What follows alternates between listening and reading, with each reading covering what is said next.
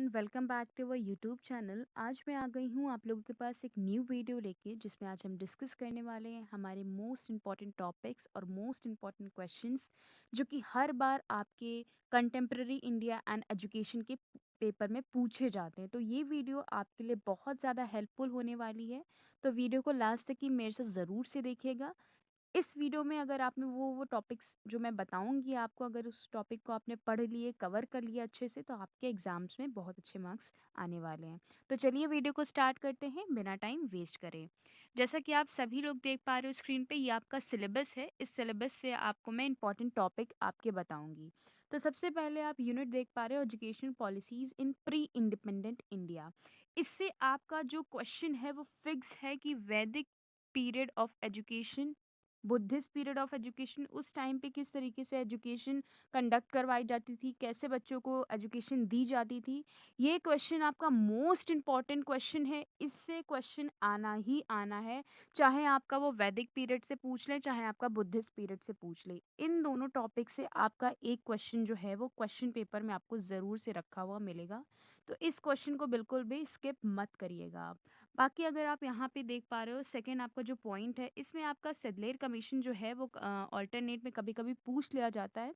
तो इससे आपका जो है ये सेडलर कमीशन आप इससे पढ़ सकते हो। बाकी आपकी इस यूनिट में, सबसे पहले यूनिट में आपका मोस्ट इम्पॉर्टेंट ये दो काल है, वैदिक काल और अ, बौद्धिक काल। ये बहुत इंपॉर्टेंट है, इसको आप बिल्कुल भी स्किप मत करिएगा, अच्छे से पढ़ लीजिएगा, अच्छे से फ्लो चार्ट बनाइएगा। ये आपका जो क्वेश्चन है ये हर बार पूछते हैं, कभी कभी बुद्धिस्ट पीरियड पूछ लेते हैं, कभी कभी वैदिक पीरियड, और कभी कभी ये दोनों ही पीरियड पूछ लिए जाते हैं। और आपका ऑल्टरनेटिव में देखने को मिल जाता है सेडलर कमीशन।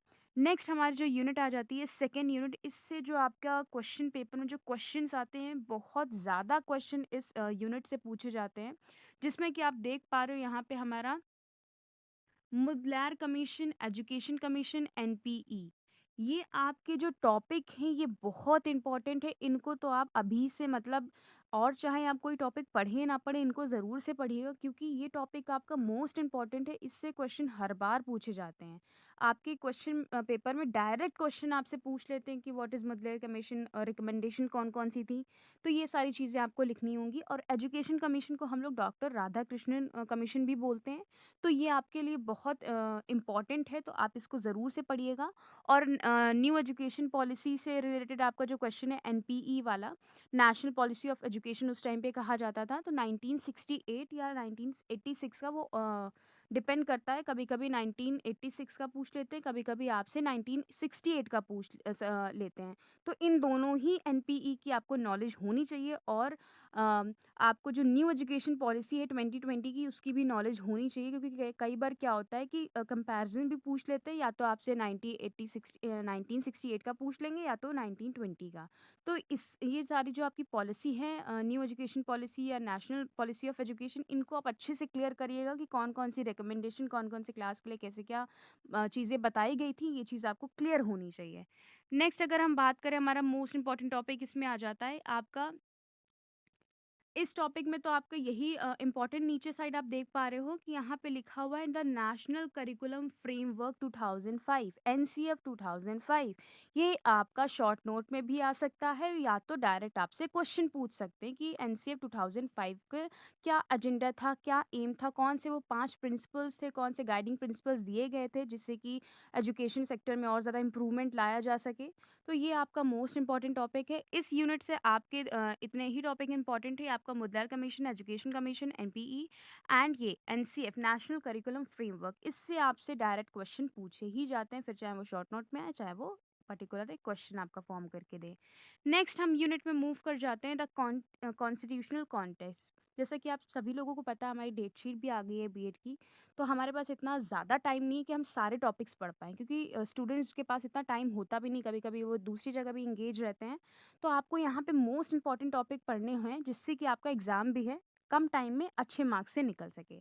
तो इसीलिए मैं आपको ये वीडियो लेके आई हूँ। तो नेक्स्ट अगर यूनिट में बात करूँ कॉन्स्टिट्यूशनल कॉन्टेक्स्ट, तो आपका डायरेक्ट क्वेश्चन पूछ लिया जाता है कि कौन से वो कॉन्स्टिट्यूशनल प्रोविजंस हैं जो कि एजुकेशन सेक्टर के लिए बनाए गए थे। इसमें आपके आर्टिकल्स आ जाते हैं।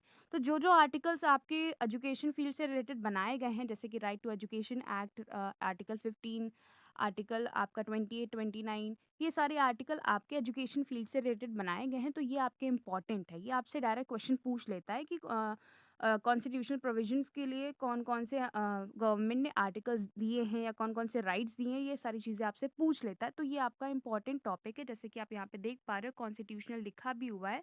तो यहाँ पे आपके आर्टिकल्स जो हैं, प्रोविज़न जो हैं, वो पूछ लेता है।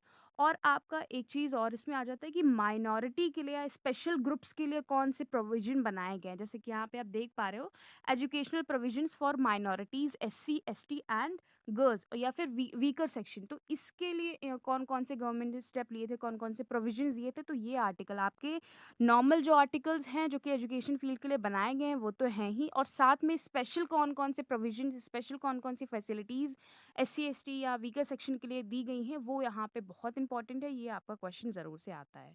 नेक्स्ट अगर हम 4th यूनिट की बात करें तो 4th यूनिट के आपसे डायरेक्टली क्वेश्चन जो नहीं आते हैं, शॉर्ट नोट में क्वेश्चन पूछ लिए जाते हैं। जैसे कि आप यहाँ पे देख पा रहे हो एनसीईआरटी, एनआईओएस, इससे जो है वो शॉर्ट नोट बहुत ज़्यादा आता है। यहाँ पे आप देख पा रहे हो एनसीटीई। तो ये जो आपकी 4th यूनिट है ये आपकी किस में चली जाती है? इसमें शॉर्ट नोट में चली जाती है। तो 4th यूनिट से ज़्यादातर जो है वो शॉर्ट नोट्स आते हैं। तो आई होप ये आपको टॉपिक अच्छे से क्लियर हो गए होंगे, क्योंकि यहाँ पे टॉपिक आप देख पा रहे हो बहुत ही ब्रॉड उसमें लिखे हुए हैं, तो आप कभी कंफ्यूज हो सकते हो कि कौन सा हम पढ़ें कौन सा नहीं। इसीलिए मैंने अच्छे से मार्क कर दिया जिससे कि आप अच्छे से फोकस कर पाओ। और यहाँ से आप देख पा रहे हो सर्व शिक्षा अभियान से भी शॉर्ट नोट कभी कभी पूछ लेते हैं। तो ये चीज़ें हैं आपके लिए बहुत ज़्यादा इंपॉर्टेंट है, आप उसको अच्छे से कवर करिएगा। और स्क्रीन पे आप देख पा रहे हो 10 टॉपिक्स मैंने यहाँ पे आपके लिए मेंशन कर दिए हैं। इन टॉपिक्स को आप अच्छे से अपनी कॉपी में लिख लीजिए, इनके अच्छे से नोट्स बना लीजिए, आपके पास इनफ टाइम है। और इनको ही आप प्रिपेयर करके जाएंगे, आपका पेपर बहुत अच्छा आएगा, क्योंकि इसी के अराउंड आपके क्वेश्चंस जो हैं वो आपकी यूनिवर्सिटी आपसे पूछेगी। इसके बाहर से कोई क्वेश्चन आपका नहीं आएगा। तो 10 क्वेश्चन आपको अच्छे से प्रिपेयर कर लेने हैं, जिससे कि आपको कोई भी क्वेरी ना हो, कोई भी परेशानी ना हो, क्योंकि 5 क्वेश्चंस आपको अटेम्प्ट करने हैं। आई होप ये वीडियो आपको अच्छी लगी होगी और आपके लिए हेल्पफुल रही होगी। वीडियो अच्छी लगे तो लाइक कमेंट शेयर ज़रूर से करिएगा।